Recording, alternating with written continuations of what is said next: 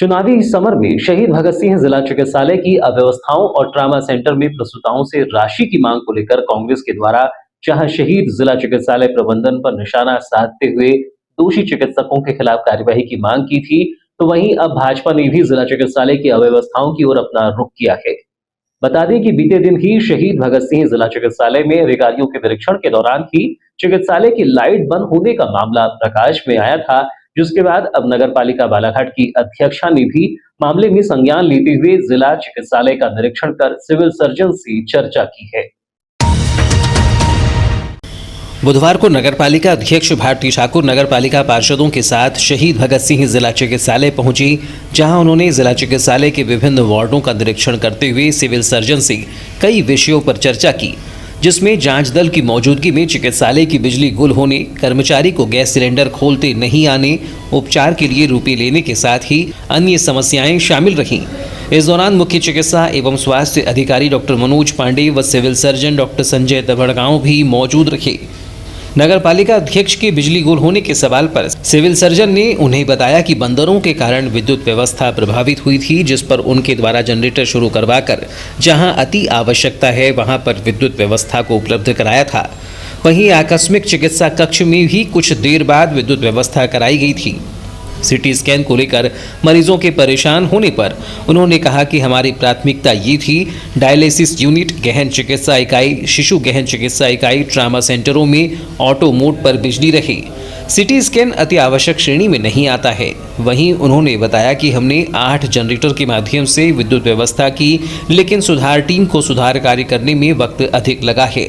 Trauma centre में प्रसव के लिए रक्त यूनिट में रक्त के लिए रुपये लिए जाने के साथ ही नगरपालिका के ही एक कर्मचारी को श्वान के काटने पर रेबीज का इंजेक्शन लगाने के लिए रुपये मांगे जाने की शिकायत पर सिविल सर्जन ने जवाब देते हुए कहा कि ट्रामा सेंटर में प्रसव के लिए रक्त यूनिट में रक्त के लिए रुपये लिए जाने के साथ ही नगरपालिका के ही एक कर्मचारी को श्वान के काटने पर रेबीज का इंजेक्शन लगाने के लिए रुपये मांगे जाने की शिकायत पर सिविल सर्जन ने जवाब देते हुए कहा कि ट्रामा सेंटर के लिए उनके द्वारा निगरानी समिति बनाई गई, जो कि निगरानी रखे हुए हैं।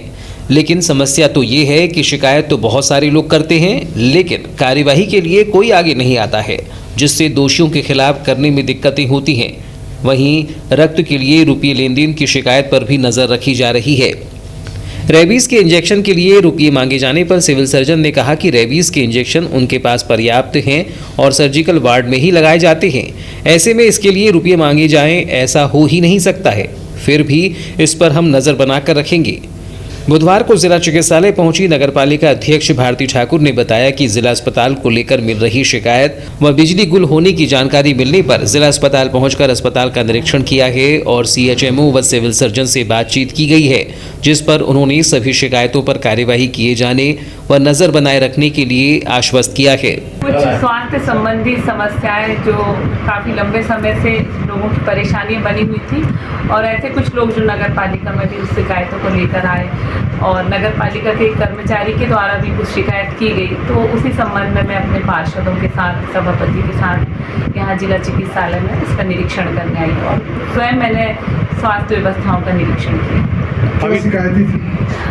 कुछ डिलीवरी पेशेंट्स को लेके शिकायतें थी, महिलाओं की थी, पैसे लिए जाते हैं और उसके लिए मैंने स्वयं आदरणीय डॉक्टर दबड़गांव जी से, मनोज पांडे जी से बात की, जिसके लिए उन्होंने हमें पूर्ण रूप से आश्वस्त किया कि उनकी जो एक निगरानी समिति बनी हुई है वो प्रॉपर इस व्यवस्था पर निगरानी बनाए हुए है।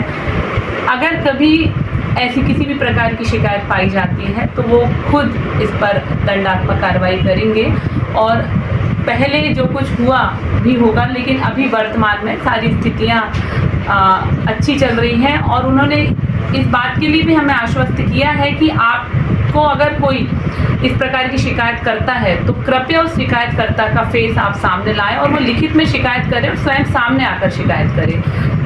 जैसे कि आपका एक खुद कर्मचारी यहाँ आया था रेबीज का इंजेक्शन लगाने, उससे भी पैसे की डिमांड की गई है, ये तो सीधे तौर पे आपके पास शिकायत है। लेकिन इस शिकायत का वो खंडन कर रहे हैं कि ऐसी किसी भी प्रकार की लापरवाही हमारे अस्पताल के किसी भी कर्मचारी के द्वारा नहीं की गई है और चूंकि शिकायतकर्ता अभी साथ में नहीं आया था तो हम भी बहुत उसका एक डिटेल में सारी बातें नहीं कर पाए। लेकिन मैं इसका पूरे तह तक जाऊंगी और अपने कर्मचारी से इस विषय पर पूरी डिटेल में बात करूंगी। अगर किसी भी प्रकार की इसमें लापरवाही बरती गई है और उसकी बातें अगर सही हैं तो मैं फिर इस बात को आगे तक ले। सिविल सर्जन डॉक्टर संजय दबड़गांव ने रेबीज के इंजेक्शन पर राशि लिए जाने की मांग को निराधार बताया। उन्होंने कहा कि रेबीज का इंजेक्शन आकस्मिक चिकित्सा इकाई में निःशुल्क लगाया जाता है। अब तक इस तरह की शिकायत नहीं आई है। ब्लड बैंक में राशि लेने की शिकायत अब समाप्त हो चुकी है। वहीं ट्रामा सेंटर में भी लगातार मरीजों के परिजनों से फीडबैक फॉर्म भरवाए जा रहे हैं। वार्ड में पैसे लिए जाने के मामले में इससे पहले भी आपने कहा था कि हमने निगरानी समिति गठित की, फिर भी ये ऐसे प्रकरण सामने आ रहे हैं तो नहीं, देखो अभी तक जो है ना मेरे यहाँ रोज जो है फीडबैक फॉर्म भराए जा रहे हैं और मेरे पास तक अभी तक कोई ऐसी शिकायत नहीं आई है। अगर जरा भी एक भी शिकायत आती है तो मैं तुरंत स्पष्टीकरण और शो कॉज नोटिस डॉक्टरों को दे रहा हूँ। मैंने एक डॉक्टर को सजा के तौर पे 3 महीने तक पूरी इमरजेंसी ड्यूटी से वंचित करके रखा हुआ था। तो कार्यवाही निरंतर जारी है और इनका जितना भी लेखा जोखा मैं इकट्ठा कर रहा हूँ। अब ये चूंकि आचार संहिता खत्म हो गई है और इसके बाद में ये सारी चीज़ें प्रशासन को उच्च स्तर पे आयुक्त महोदय को मैं सारी जानकारी के साथ में भेज दूंगा। सर, नगर पालिका अध्यक्ष जी भी आई थी, उनका कहना था कि उनका एक कर्मचारी को रेबीज का इंजेक्शन लगाने के लिए पैसे मांगे गए। नहीं, देखो रेबीज के इंजेक्शन के लिए तो मैं बिल्कुल मान नहीं सकता कि रेबीज का इंजेक्शन मेरे यहाँ सर्जिकल वार्ड में लगाया जाता है और पर्याप्त मात्रा में मौजूद है और आज तक किसी भी रेबीज वाले को एक भी पैसा कभी किसी ने नहीं लिया है। हो सकता है कोई बाहर का कर्मचारी या घूमता फिरता व्यक्ति हो जिसने ये बदमाशी की हो, मगर ऐसा संभव नहीं। सर, कल जिला अस्पताल में काफ़ी टाइम तक लाइट गोल थी, क्या कारण था लाइट गोली में? देखो लाइट गोल होने का कारण तो आप MPEB से पता कर सकते हैं। बाकी मेरे सारे जनरेटर जो ऑटो पे थे वो चालू हो चुके थे।